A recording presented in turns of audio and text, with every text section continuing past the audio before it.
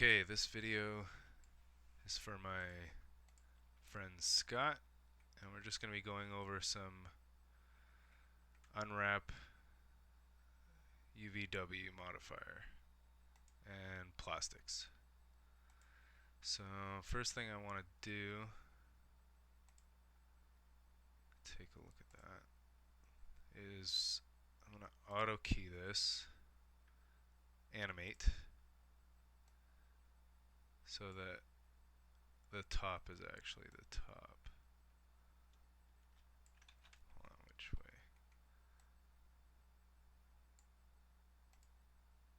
Yeah. Snaps.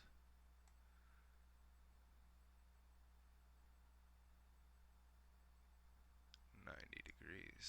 Okay.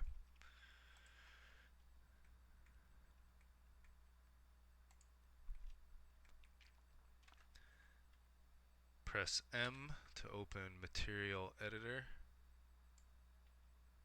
We're going to choose Bitmap. Plastic, open.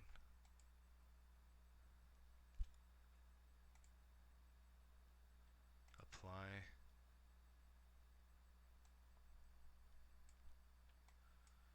Oh, I'll dock this too.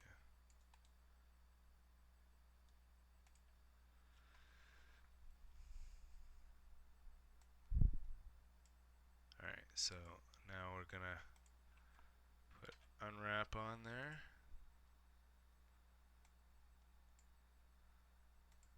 Select by poly and open in UVW editor. Now it looks like it's already flattened out, but yeah, it is. Cool. Well, that makes life easy. Now, if it wasn't, what I would normally do is I would try out normal mapping first, and I would try, usually top bottom works for me, but sometimes, since the y-axis orientation varies from program to program, you might have to use back front or left right to get the results that you want. You just try them out, see how they work for you. So what we're going to do now is I've just used the freeform mode to scale the UVs into shape. So I'm just gonna, actually at this point we can even change to vertex mode to see a little bit easier.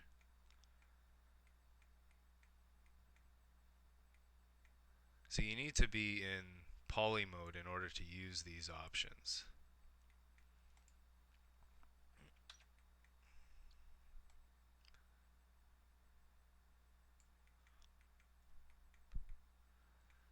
Oh, and if for some reason your map isn't showing up, you could check here, pick texture, reset texture list. Alright, this is getting pretty close now.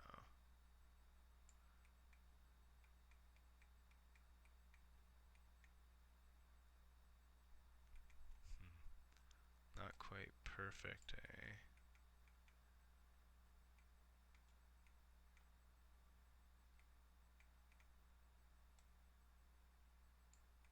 Yeah, so what I'll do is just move that over a bit there. It's all lining up down here. Okay, cool. But then by the time we get all the way up here, oh, it's still good. Sweet. Alright, perfect. See, that's what happens when your plastic shape actually matches your plastic decal. Makes life really easy and you don't have to tweak anything. Otherwise you could just select individual vertices or groups of vertices and move them around just to try and tweak things to fit your decal or plastic if it doesn't quite fit right. So, okay, anyways, we're done that. Now you'll notice like in the viewport, it's kind of hard to get a good look at the image, even though we're in realistic. What we can do, however, is right click this and go into materials and go realistic materials with maps, and that'll improve it substantially. However, that will take more memory, so just be aware of that. So now the thing with this one that's a little bit special that Scott's having trouble with is he wants the color for the sides to be opaque, orange, except for here, where it's supposed to be transparent. Now if we look at the image supplied, it's a PNG with transparency, and this part is transparent. So there's a few ways we could do this. I think what I'll do, actually,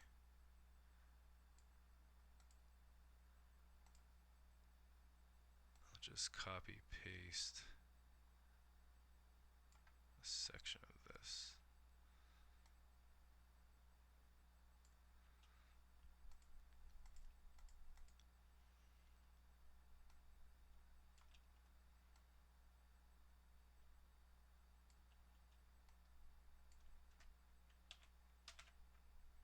And move that over.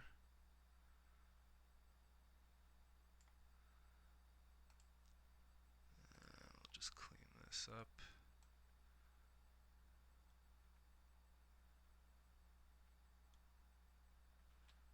Oh, I didn't realize it went on for so far. Okay.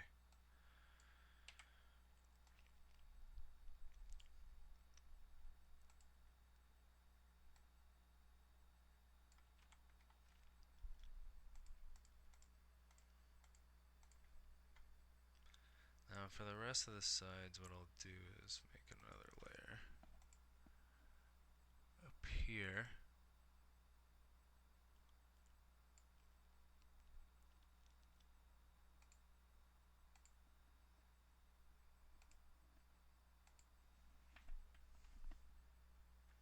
Does that seem darker? What's up with that? A little bit transparent, maybe? Let's just make it 95. I don't know. Can't hurt. Nah, well, I'll stick with that. Whatever. My eyes are just playing tricks on me.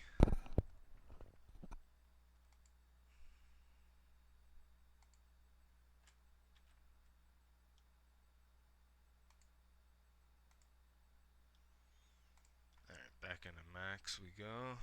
Open our material editor once more. Except now I'm going to use the new map.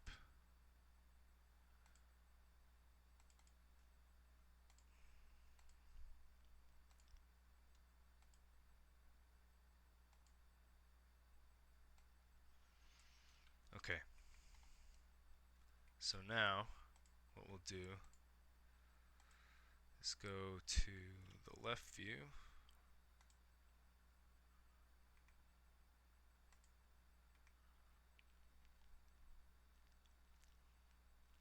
Use the bounding box selection by polygon. Selecting by polygon. Actually, I guess I could just, no, that won't work because it's triangulated. Never mind.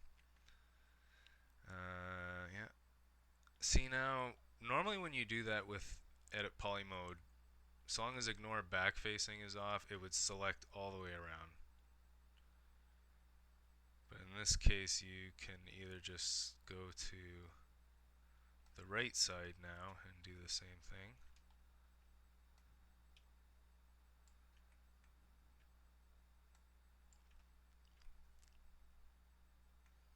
See, now we have them all selected. I don't know why it does that, but something with the modifier.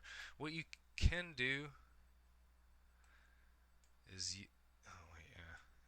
use these loop tools, but sometimes they won't give you the results you're looking for, so sometimes you just gotta select it like I just showed you here.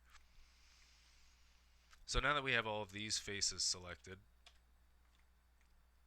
we'll go open UV editor.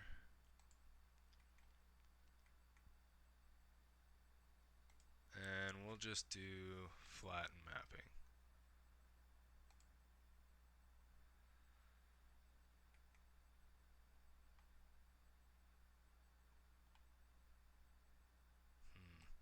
It's a lot of pieces.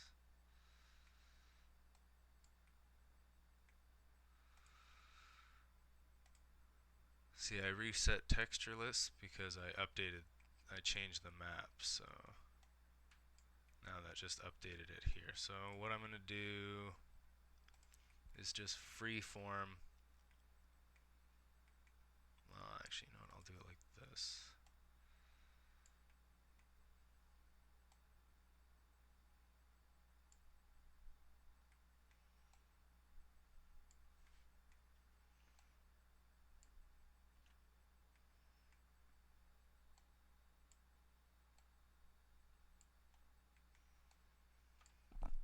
See, what we can do too is preferences, tile bitmap. You can set the amount of tiles. I just need one.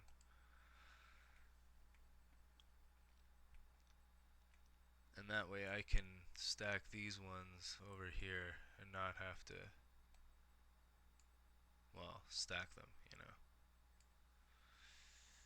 on top of each other.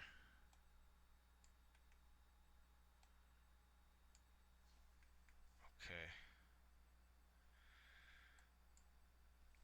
So now these are all solid orange all the way around. Now let's focus on the area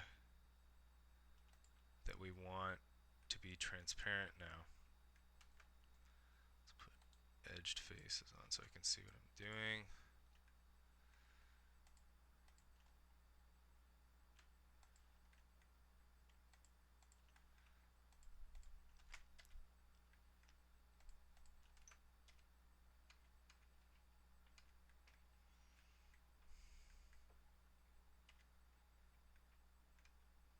I'm just hitting F3 to toggle between wireframe and realistic so that I can just verify that the polygons are selected in red.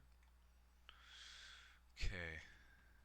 So now that we have those selected, it's just that it's hard to tell because of the orange color. Now we go open UV again, and now we have just those selected, and I'm going to hit flatten mapping again. Put it here, it is, okay.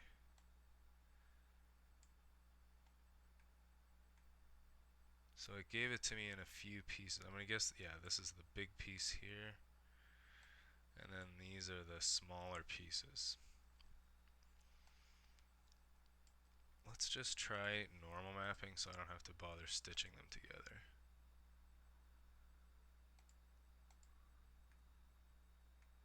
Yeah, there we go. It stitched them for me. But it kind of squashed them.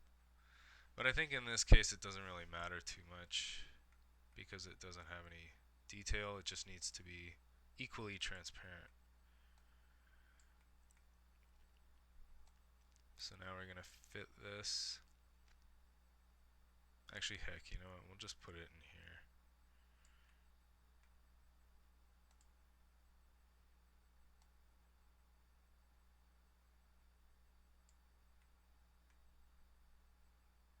Good.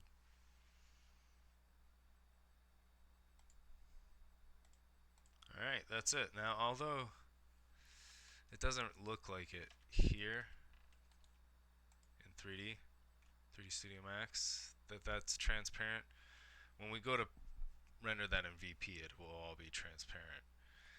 It's just for 3D Max needs an opacity map to actually do that in the viewport, which isn't necessary for our purposes. So that's it. Hope you find it helpful.